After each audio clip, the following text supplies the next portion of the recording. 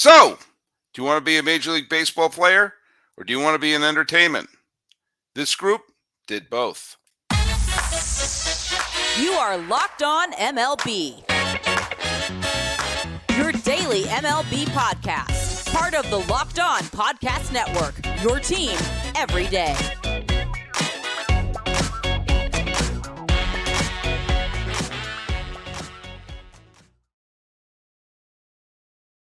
Fans, and welcome to Locked On MLB, part of the Locked On Podcast Network, where it's your team every day. This is the daily podcast. We talk about all of Major League Baseball. I am your host, Paul Francis Sullivan. Please call me Sully. I am an Emmy-nominated television producer who's been a baseball podcaster for a long time. And now that it's 2024, I am now in my sixth year as a podcaster here on the Locked On Podcast Network. Follow us at Locked On MLB Pods on Twitter, or whatever the hell it's called now, and on Instagram. I am your pal Sully, but Sully Baseball on Twitter, Sully Baseball Podcast on Instagram. Hey, let me pull back the curtain a little bit. I'm going to be honest with you, my dear listeners. And by the way, if any of you are listening to me in the off season and you're listening to me every day, please, when you post something, put in Everyday Sully as your hashtag. It's still 2023 when I'm recording this. So full disclosure. You may remember a couple weeks ago, I did a podcast when Yamamoto signed with the LA Dodgers. And I was sitting down to record a podcast that the premise of it was, well, there's no news with Yamamoto not signing, so I came up with this little thing that I had put online.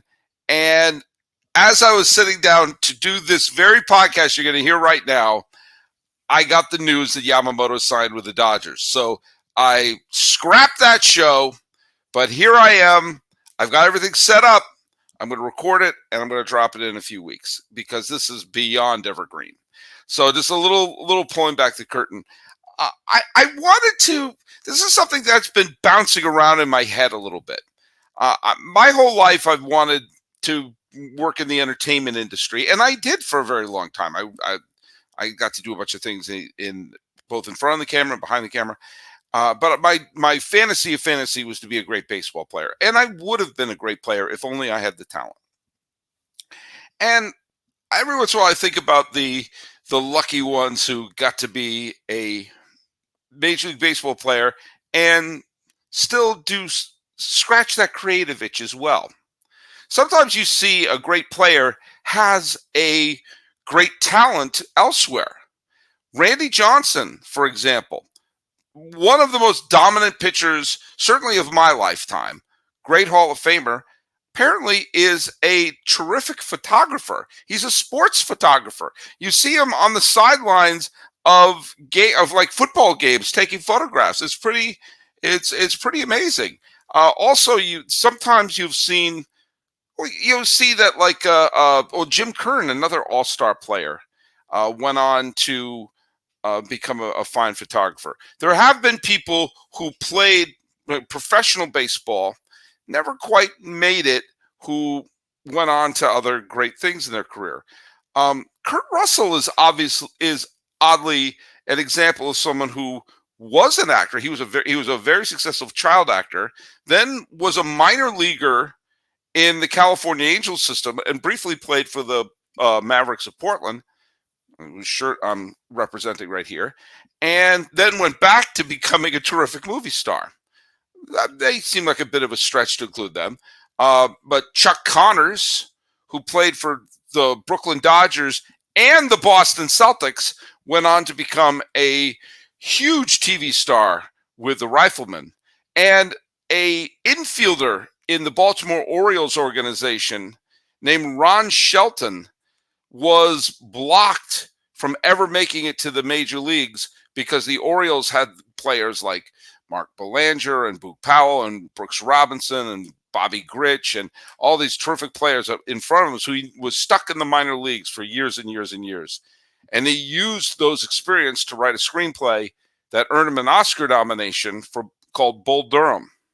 He he directed Bull Durham and directed some other fine films, including the very successful White Men Can't Jump.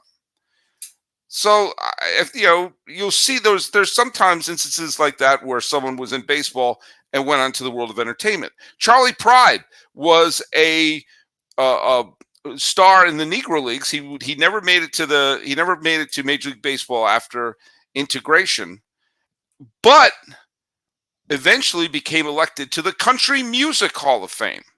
In fact, there have been several players in baseball who have found success both as a musician and as a player. One of the more famous ones was Bernie Williams. Bernie Williams is center fielder for the Yankees, and I think the single most underrated member of the nominal core. I always got offended when they called him the core four, which would have been Posada, Pettit, Rivera, and Jeter. I thought that was incredibly disrespectful to Bernie Williams, who, while was not part of the 09 team, was really the MVP of some of the early Yankee championship teams and was the kind of the unsung hero. Ironically, using the term unsung because he became a musician and was a jazz guitarist and played concerts and everything and wasn't just playing, Take Me Out to the Ball Game, was an accomplished guitar player. There have been other people, Bronson Arroyo of the Red Sox and the Cincinnati Reds, recorded several albums. And Jack McDowell, this one I remember, he was, for those who don't remember Blackjack McDowell, he was one of the biggest college baseball stars of all time. He went on to have a lot of success with the Chicago White Sox, winning the American League Cy Young Award in 1993. Around the time he was releasing albums for his band called View, which was kind of an alternative rock band, of which he sang and played guitar. And those happened concurrently. Now, View wasn't the monster success at the time, but they had their following. They sold a bunch of albums, and it was more than a novelty. There's sometimes you see like what Ken Griffey Jr. rapped an album, which was a yo boy. But McDowell was an actual musician. And it's kind of cool when you get to play two ends of the entertainer. Oh, by the way, another person who was a wonderful player and an accomplished musician who released many CDs was Ruben Sierra. Ruben Sierra, who was a fantastic player for mainly for the Texas Rangers, played a lot of years with the Yankees, bounced around a little bit, kind of had a weird middle part of his career where he lost his way, then he found it, and had a fantastic career. Also recorded several salsa albums, of which, I can't claim to be an expert on the topic, but apparently he was good enough to record more than one. And this was, of course, back before anyone could record anything. So the fact that he had producers and going into the studio, I listened to some of it. Wasn't bad. But the thing, I asked this on Twitter or whatever the hell it's called now, and I also asked this some of the other Locked On hosts this question as well, about the greatest acting performances, the greatest cameos by Major League Baseball players on either a TV show or in a movie. And I got a bunch of suggestions, and I had some myself. And I'm going to list, in the next segment, I'm going to list the best that appear in a movie. And the final segment, I'm going to list the best cameos in a TV show, because there's one specific one that, to me, stands heads and shoulders above the rest, because it was more than just a cameo by this former player, but also it was really terrific. But we're going to talk a little bit about the best appearances by Major League Baseball players in a movie. Sounds like an Oscar category. Let's talk a little bit about FanDuel. Look at the NFL season. Looks like we'll be hitting the playoffs by the time you're hearing this. And you better score soon with FanDuel. That's America's number one sportsbook. Right now, new customers can get $150 in bonus bets with any winning $5 moneyline bet. That's $150 if your team wins. So if you're thinking about joining FanDuel, there's no better time to get in on the action. The app is so easy to use. There's a wide range of betting options, including spreads, player props, over-under, and more. So visit FanDuel.com/lockedon. for the NFL season's finale. It's FanDuel, which is an official partner of the National Football League. Quick reminder for those of you who don't know this, Locked On has launched the first ever national sports 24/7 streaming channel on YouTube. Locked On Sports Today is here for you 24/7, covering the top sports stories of the day with local experts of Locked On plus national shows like this one, covering every league. So go to Locked On Sports Today on YouTube and subscribe to the first ever national sports 24/7 streaming channel.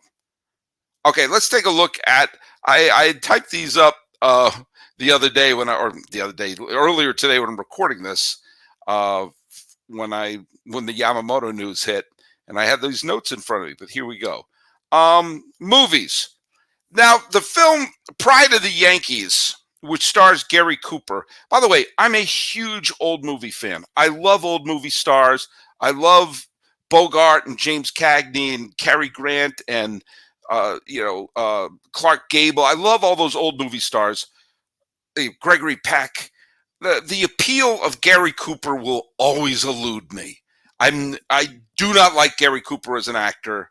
Even when he's in great movies like Pride of the Yankees or High Noon, to me, when I watch him act, it's like watching the gym teacher have to say a couple of lines in the school play. And again, I love classic films. I love them. Love him, love him, love him. I'm not a big Gary Cooper fan. In fact, Gary Cooper was outacted by Babe Ruth in Pride of the Yankees. And actually, Babe Ruth is hilarious. And Babe Ruth did a lot of film appearances, did a lot of like shorts and comedy shorts and everything like that. And you know what? He was pretty good. Now, I'm not saying I would cast him as Macbeth, but I'm saying playing Babe Ruth, he's kind of funny. Playing Babe Ruth in movies, he gets it. And playing yourself is not always easy. If you don't believe me, watch Pride of the Yankees when Bill Dickey, Hall of Famer, shows up, and he is as wooden as Gary Cooper. By the way, it's a trivia question right there. What is the only film to be nominated for Best Picture that also featured two members of the Baseball Hall of Fame? The answer to that question is Pride of the Yankees, which featured both Bill Dickey and Babe Ruth. By the way, Jackie Robinson played himself in the Jackie Robinson story. I know this is sacrilege. He's bad in it. He's not a good actor. I guess it's not always easy to play yourself, but Babe Ruth is great in it. I mentioned Cary Grant. I'm a huge Cary Grant fan. I love Doris Day, and the two of them were in the film That Touch of Mink. And in that, the two of them inexplicably are sitting in the dugout at Yankee Stadium, and Roger Maris and Mickey Mantle are in the dugout with them, and they each have a line that it's like they mumble it. It's very clear the director was like, cut. I guess that's the best we're going to do. But the funny thing is it sets up jokes are best told in threes, and Maris sets up the joke, Mantle sets up the joke, and then Yogi Berra has the punchline, and Yogi is great. Yogi, like Babe Ruth, is great at playing himself. And of course, Yogi did a ton of ads and everything like that. He just was fun. By the way, watch It's Not Over. I think that's the name of it. Go on Netflix and type in Yogi Berra. The Lindsay Berra documentary about him is absolutely wonderful. One of my favorite it's a weird, in fact, I didn't even realize until relatively recently that this was a staged scene. In The Odd Couple, the original movie The Odd Couple, not the TV show, the movie with Jack Lemmon and Walter Matthau that came out around 67, 68. Oscar Madison, the Walter Matthau character, is a sports writer, and he's covering the Mets. And there's a scene when Felix interrupts him, and he misses a triple play because he's on the phone talking about hot dogs with Felix. I didn't know until recently that was a staged scene. That wasn't. They didn't just film a Pirates Mets game when a player hit into a triple play. No, they actually had to stage it because it happens in the background as Walter Matthau's on the phone. And in the movie, Bill Mazeroski hits into a game-ending triple play that Oscar Madison misses. In the original script, the great Roberto Clemente, whose biography I just happen to have right there. In the script, it was Roberto Clemente who hit into the triple play. But Clemente would not do it because he said, I don't hit into triple plays. Great player. May not have had the best sense of humor on that. The underrated film, there was a period where there was a bunch of kids playing involved in Major League Baseball. There was Rookie of the Year. There was, what was the other one? There was Angels in the Outfield. A Little Big League was actually kind of underrated. It was a well-made film, and there were a lot of cameos by major leaguers like Randy Johnson, Ken Griffey Jr., Lou Piniella. But 1986 Met Kevin Elster is in the film, but he's not playing Kevin Elster. He actually is playing a member of the Twins, and he's playing a fictitious character, and he's not bad. He's a very good-looking dude. Kevin Elster's a very handsome dude, and he's not bad acting in the film. Oh, by the way, when I say sometimes playing yourself is not easy on camera, Tom Lasorda, who was always a great interview, always funny on camera, he's in one of the worst baseball films ever made. It's called Ed. It's with Matt LeBlanc from Friends and a baseball playing chimp. Tom Lasorda is in it playing himself. He is horrible in it. A couple other, oh, by the way, John Kruk, who's always funny on camera, also played a baseball player other than himself in the thriller The Fan with Robert De Niro and Wesley Snipes. A pretty bad movie, but John Kruk plays the Giants first baseman. It's interesting seeing him in the Giants uniform. Joe Charbonneau, former American League Rookie of the Year, was one of the New York Knights in The Natural. And Frank Thomas played a Yankee prospect who basically pushes Tom Selleck out of the major leagues in the film Mr. Baseball. The Trot Nixon, Jason Varitek, and especially Johnny Damon have a funny cameo in Fever Pitch. Johnny Damon actually has two scenes. There's a scene where Trot Nixon, Jason Varitek, and Johnny Damon are having a friendly dinner after a brutal Red Sox loss, which makes Jimmy Fallon and his friends realize, oh man, what are we doing with our lives if the players can move on? But there's a funny scene when Drew Barrymore runs on the field and runs around Johnny Damon, who is playing himself in the film. And I thought that was a funny moment in that film. One of my Reggie Jackson has had several movie cameos. In basketball, he was very funny in basketball. He's appeared in a couple other ones. But it's obviously the best Reggie Jackson performance is in The Naked Gun, where he plays the hypnotized assassin saying, I must kill the queen, where Ricardo Montalban hypnotizes him to assassinate Queen Elizabeth, a plot point that sounds like a Mad Lib. By the way, The Naked Gun also featured a bunch of other baseball announcers, including Tim McCarver and Jim Palmer. And the late, great Jay Johnstone plays himself on the Mariners, a team he never played for in real life. Derek Jeter and Roger Clemens are both in Anger Management. And Derek Jeter is actually funny in the film The Other Guys. That he has a cameo in that film. And Roger Clemens plays a crazed redneck in Kingpin, which I thought was very funny. And the dreadful sequel to the Bad News Bears Breaking Training, they go to the Astrodome, and a bunch of the Astros, including Cesar Cedeno and Bob Watson, have a bunch of lines, including Bob Watson yelling, "Hey, come on, let the kids play." But I think the best use of a major leaguer in a movie was in the film 61, which is a wonderful film that Billy Crystal made for HBO in 2001. And it follows the chase of Roger Maris and Mickey Mantle chasing the Babe Ruth's home run record. And at one point, the manager of the Orioles brings in Hoyt Wilhelm, a knuckleballer, to pitch to Roger Maris. Knuckleballs are the hardest pitch to hit. And Billy Crystal, being the rabid baseball fan, cast Tom Candiotti to play Hoyt Wilhelm. The significance of that? Tom Candiotti was a real-life Major League pitcher who threw the knuckleball. So he cast someone who could actually throw the knuckleball in real life. And when I saw there was Tom Candiotti playing Hoyt Wilhelm, I thought Billy Crystal gets it. He really, really gets it. When we come back, there's a bunch for television, including the one which I think is the single greatest performance by a major leaguer.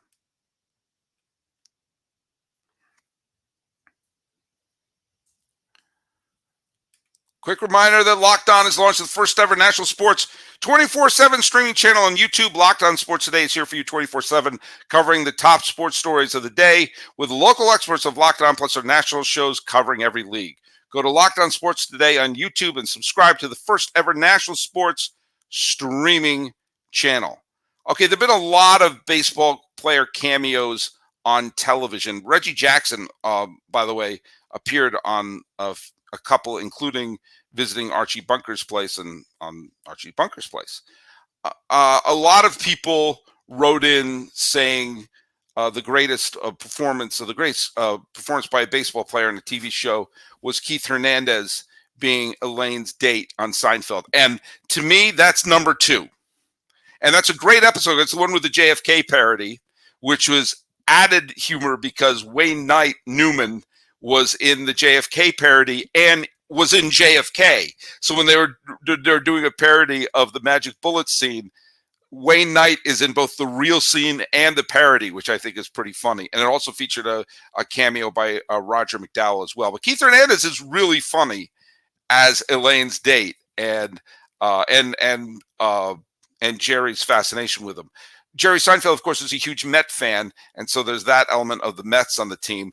Larry David, the co-creator of Seinfeld, is a huge Yankee fan, and there were a lot of great Yankee cameos. Paul O'Neill was very funny on it, as was Buck Showalter.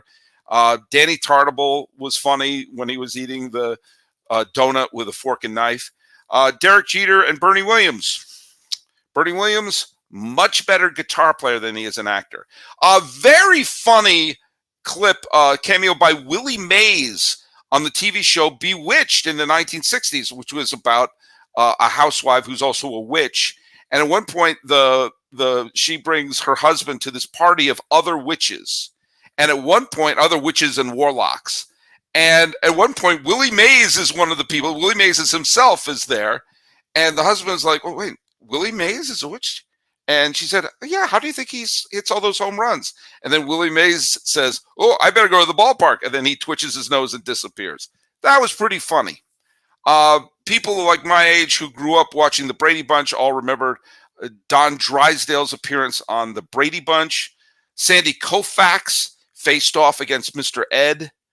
Leo DeRocher had an absolutely inexplicably bizarre cameo on The Munsters, a fun TV show about a family of monsters living on a street. And DeRocher has kind of a funny scene, and at the end makes a joke about Vietnam. It's a weird scene. Ryan Howard, by the way, Ryan Howard was the name of B.J. Novak's character on The Office, and then Ryan Howard, the former Phillies great, later appeared on an episode of The Office and was very funny. And Ryan Howard and Chase Utley were also funny in an episode of It's Always Sunny in Philadelphia. Fans of the Sully Baseball Podcast remember when Ellis Valentine was on the show, former all-star great of the Expos. He was on an episode of Fantasy Island, along with Ken Brett, George Brett, and Fred Lynn. A couple people played, like Josh Donaldson, oddly, played a Viking in the show The Vikings. Go figure.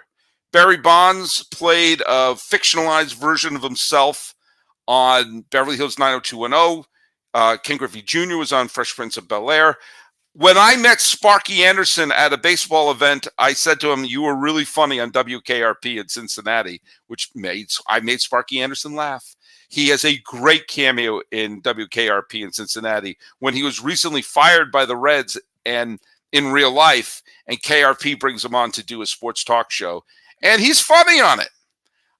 Mike Piazza, one of the great catchers of all time, gave a completely wooden performance and a cameo on Baywatch. Alan Trammell and Lou Whitaker have a cameo on an episode of Magnum P.I. that I did totally buy, because both Magnum and the actor Tom Selleck, who played him, in real life was a rabid Detroit Tiger fan. And in the episode, he does not recognize Alan Trammell and Lou Whitaker. And I called BS on that. I like cameos, kind of like when Billy Crystal cast Tom Candiotti to play Hoyt Wilhelm. In The Bronx is Burning, another made-for-TV film about the Yankees, there's a scene when George Steinbrenner is trying to woo Reggie Jackson, the former great Oakland A's slugger, to join the Yankees. And while he's making his pitch to him, a cab driver honks his horn, and the cab driver leans out and says, "Hey, Reggie, sign with the Yankees." The cab driver is played by Jason Giambi, another former Oakland star who signed with the Yankees. I like that.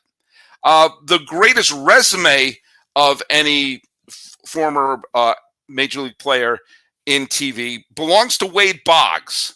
Wade Boggs appeared on 3 of the great comedy shows of all time. He has a really funny cameo in Cheers, of which there's a lot of pictures of Wade Boggs and Sam Malone. Because remember, Sam Malone, the Ted Danson character, was a former Red Sox player turned barkeep in Boston.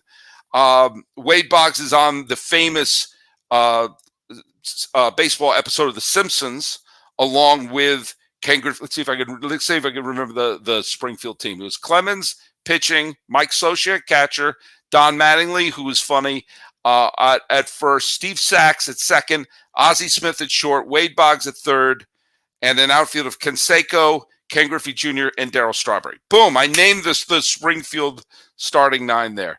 So Boggs was on Cheers and The Simpsons, and greatest of all in the beer drinking cameo in the episode of It's Always Sunny in Philadelphia. But I have to say, greater than Boggs, greater than Keith Hernandez, there have been some really good cameos that I've just listed here. But the greatest one was involved tangentially Seinfeld on Curb Your Enthusiasm. Larry David had an episode where he met up with Bill Buckner. And the whole episode was Larry David and Bill Buckner becoming friends and walking around New York together. And they bump into they go to, I think it was a Seder or some sort of a Jewish ceremony where the rabbi was a big Red Sox fan, didn't want to see Buckner again. And the two of them, because Larry made an error that cost his team a game on his softball league, and Bill Buckner was commiserating. And at the end, they're walking past a fire, a building that was on fire, and a firefighter was saving a baby, and the firefighter dropped the baby, and Bill Buckner made a dive and caught the baby and saved the baby's life. And everyone started cheering Bill Buckner for making the play. It was funny. Bill Buckner was good in it. Bill Buckner had, especially for all the crap he got for the most overrated play in baseball history, it didn't cost the Red Sox the World Series. The game was already tied. He got so much more grief than he ever deserved for that. But that he played off of it, was charming and funny and insanely likable in the episode, and had that glorious moment when he catches the baby, and there's this great shot of him cradling the baby with a huge grin on his face as everyone was cheering him. It was funny. It was more than just a, hey, look at this, we got this guy cameo like they would do in Arliss or Entourage or whatever. It was actually kind of lump in your throat touching at the end, which doesn't always happen on Curb Your Enthusiasm. So that's what, when asked, what was the greatest cameo by a major league player in a TV or movie, you know what? As close as Keith Hernandez gets, it was another Larry David production that I think gave the greatest one. If you agree with me, let me know. Put it in the comments here on YouTube or anywhere else. And yeah, this is what I was going to do the night that Yamamoto signed. But I decided to share it with you because I already typed up my notes. So go to Locked On MLB Pods on Twitter and Instagram. I'm your pal Sully. I'm at Sully Baseball on Twitter, Sully Baseball Podcast on Instagram. Thinking about the great cameos and also some of the musicians who also played Major League Baseball. This has been Locked On MLB. I am your host, Paul Francis Sullivan. Please call me Sully.